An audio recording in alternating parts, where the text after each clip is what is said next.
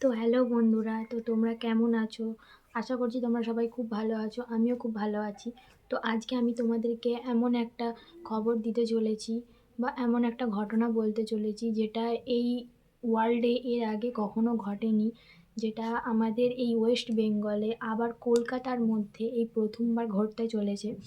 তো তোমরা সবাই জানো, মোটামুটি সবাই এই বিষয়টাই জানো।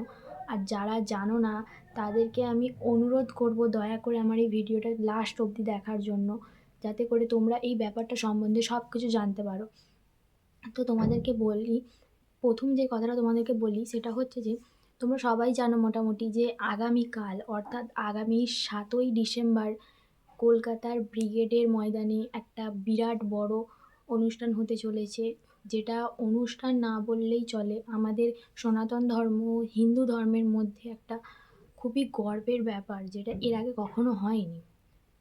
তো তোমরা যারা এটা জানো তারা আমার ভিডিওটা সবার কাছে অনেক বেশি বেশি করে শেয়ার করে দাও, যাতে সবাই এই ব্যাপারটা সম্বন্ধে জানতে পারে।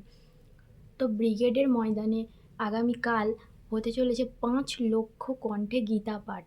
তো তোমরা এর আগে অনেকেই দেখেছো যে 2023 সালে ব্রিগেডের মাঠেই লক্ষ কণ্ঠে গীতা পাঠ হয়েছিল, কিন্তু এইবারে হতে চলেছে 5 লক্ষ কণ্ঠে গীতা পাঠ। মানে তোমরা ভাবতে পারছো, 5 লক্ষ কণ্ঠে গীতা পাঠ, যেটা কোনো সাধারণ গীতা পাঠ নয়।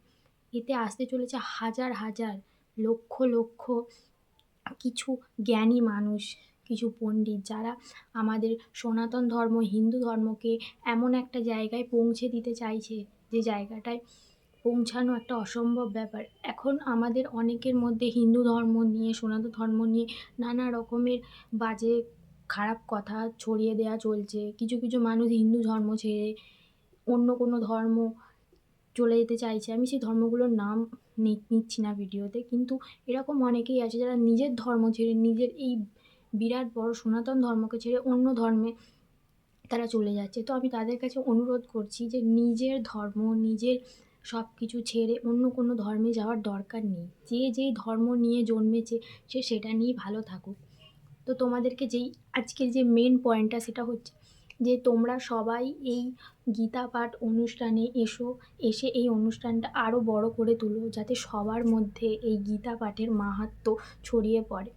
তো এই অনুষ্ঠানের মধ্যে কারা কারা আসতে চলেছে সেটা তোমরা অনেকেই জানো, আর যারা জানো না তাদেরকে আমি বলছি। এই অনুষ্ঠানে আসতে চলেছে বাগেশ্বর বাবা, মানে বাগেশ্বর ধাম, যাকে তোমরা অনেকেই চিনো, যার ছবি, যার ভিডিও তোমাদের সবার ফোনেতেই আসে। আর তাকে তোমরা সবাই অনেকে খুব পছন্দও করো। যারা পছন্দ করে না তারা আলাদা ব্যাপার, আমি তাদেরকে নিয়ে কোনো কমেন্ট করতে চাই না। আর আসতে চলেছেন বাবা রামদেব। বাবা রামদেবকে তোমরা অনেক সবাই চেনো, মোটামুটি সবাই। আর আসতে চলেছে স্বামী জ্ঞানানন্দজি মহারাজ। আরও নানা রকম অনেক বড় বড় মানুষেরা এখানে আসতে চলেছে। বড় বড় মানুষ বলতে তোমরা এখানে তাদের বোঝো না, যাদের অনেক নাম আছে, অনেক তারা অনেক কোটি কোটি কোটি তাদের টাকা, এরকম ব্যাপার নয়। এখানে আসতে চলছেন বড় বড় পণ্ডিত, যারা আমাদের এই সনাতন ধর্ম হিন্দু ধর্মকে একটা উঁচু জায়গায় পৌঁছে দিতে চাইছে। তো তোমরাও চেষ্টা করো নিজেদের কিছুক্ষণ সেই জায়গার মধ্যে উপস্থিতি হওয়ার কারণে, যাতে আমাদের এই ধর্মটা সব মানুষের কাছে ছড়িয়ে যায়।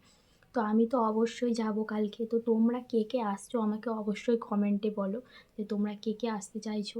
আর যারা যারা আসতে চাইছো, তারা যারা যারা অনেক দূর থেকে আসতে চাইছো, তারা যদি আমার কাছ থেকে লোকেশান চাও যে কিভাবে যাব দিদি, কিভাবে যেতে হবে, আমি সব কিছু তাদের কাছে শেয়ার করব। তো আমাকে একটা কমেন্ট করে দিও প্লিজ, আমি সব কিছু ডিটেলস তাদের সঙ্গে শেয়ার করে দেবো। তো তোমরা অবশ্যই কালকে সবাই এসো।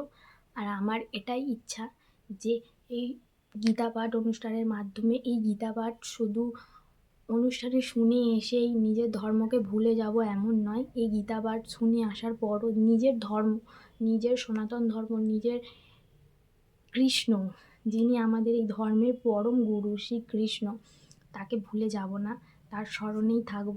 তো আজকের জন্য এই ভিডিওটা এইটুকুনি। আর হরে কৃষ্ণ। আশা করব যে তোমরা কালকে সবাই এই অনুষ্ঠানে আসবে। আর এই অনুষ্ঠানটি অনেক গুরুত্বপূর্ণ একটা মাহাত্ম্য এই অনুষ্ঠানের মাধ্যমে সবার কাছে প্রচার করবে। তো টাটা।